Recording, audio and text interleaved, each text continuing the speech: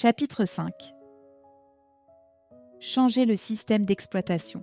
Lucas est un homme très calme, 65 ans. Il a un charme discret avec ses cheveux gris et son regard perçant. Sa femme, Maria, la soixantaine, est aussi calme que lui. Elle ne parle pas un mot français. Ils se parlent toujours en italien quand ils sont ensemble. Mélanie ne comprend pas vraiment ce qu'ils disent, car quand ils sont ensemble, ils parlent très rapidement. Elle n'arrive pas à comprendre. C'est comme un courant électrique qui passe entre eux, qui les relie. Lucas est un homme souriant et visiblement bienveillant. Il est toujours en train de travailler.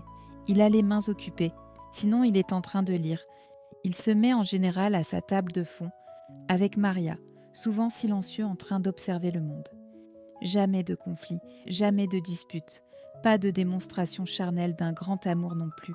On ne les voit pas s'embrasser en public, juste les mains qui se tiennent, discrètement, avec le chien Bracho à leur côté.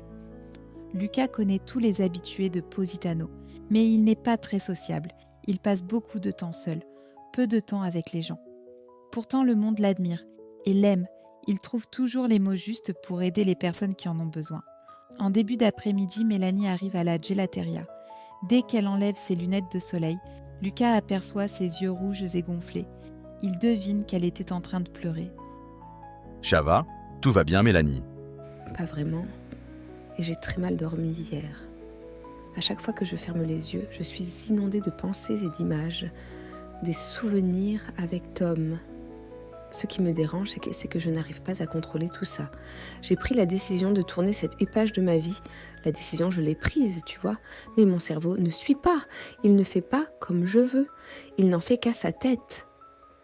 Mélanie pousse un éclat de rire mélangé à un sanglot. Ensuite, elle enchaîne.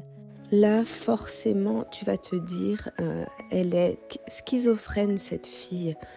Il y a 2 personnes en elle. Non, Mélanie, tu n'es pas schizophrène. Nous sommes tous comme ça. Nous sommes souvent doubles. Elle le regarde du coin de l'œil et lui dit « Comment ça double ?» Je t'explique. Il y a toi, Mélanie, la conscience qui est en train de me parler maintenant. Et il y a le pilote automatique qui vit dans ta tête. C'est pas ton double en réalité. C'est un programme qui fonctionne de manière complètement autonome. Souvent, lui et toi, vous n'êtes pas sur la même longueur d'onde. C'est pour ça qu'il ressasse encore les souvenirs de ton aventure avec Tom. Alors que toi, c'est-à-dire la partie consciente de toi, tu as décidé de tourner la page. Et ça peut aller plus loin.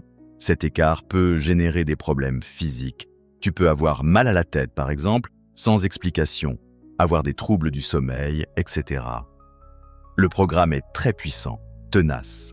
C'est lui qui dirige ta vie, sauf si tu deviens consciente.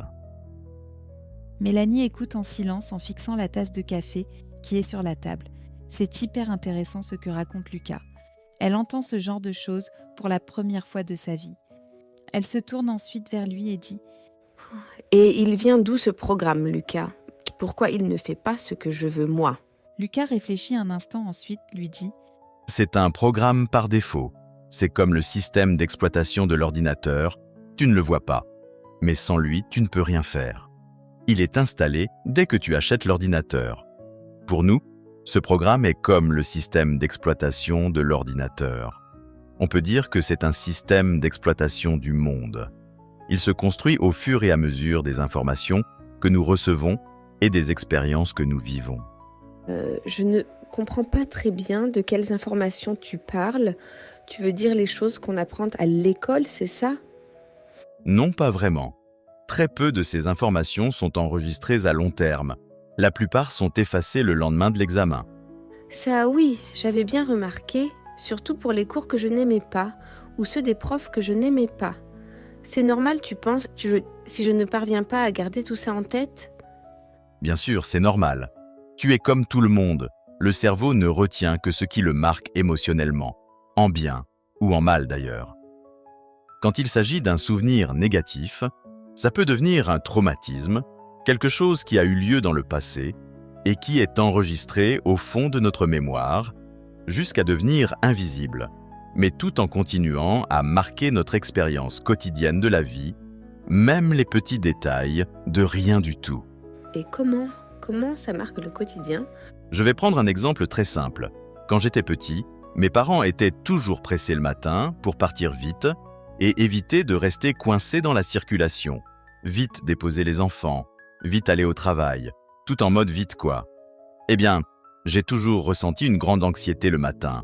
Parfois, je n'arrivais pas à me réveiller à l'heure. Et avant, j'arrivais toujours en retard, etc. Bref, j'étais toujours comme un robot piloté par ce programme, jusqu'à ce que je devienne conscient de tout ça. Lucas se tait un instant. Mélanie réplique. Là, je viens de comprendre. En fait, hier, mon ex m'a appelé. Je voulais vraiment tourner la page, mais j'ai pris l'appel et en entendant sa voix, rien qu'en entendant sa voix, mon corps tremblait. J'ai eu des sueurs. C'était incontrôlable.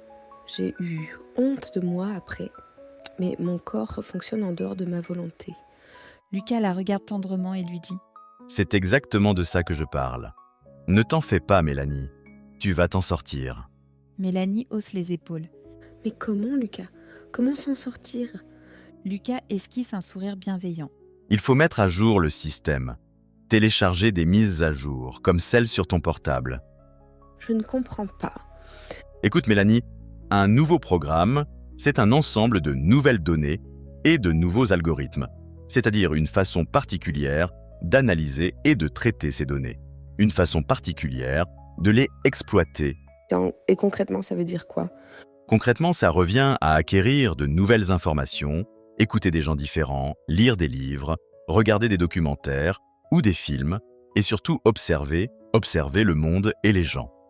Et c'est ainsi qu'on comprend mieux son ancien système d'exploitation, qu'on le supprime progressivement et qu'on installe un autre au fil des jours et des expériences.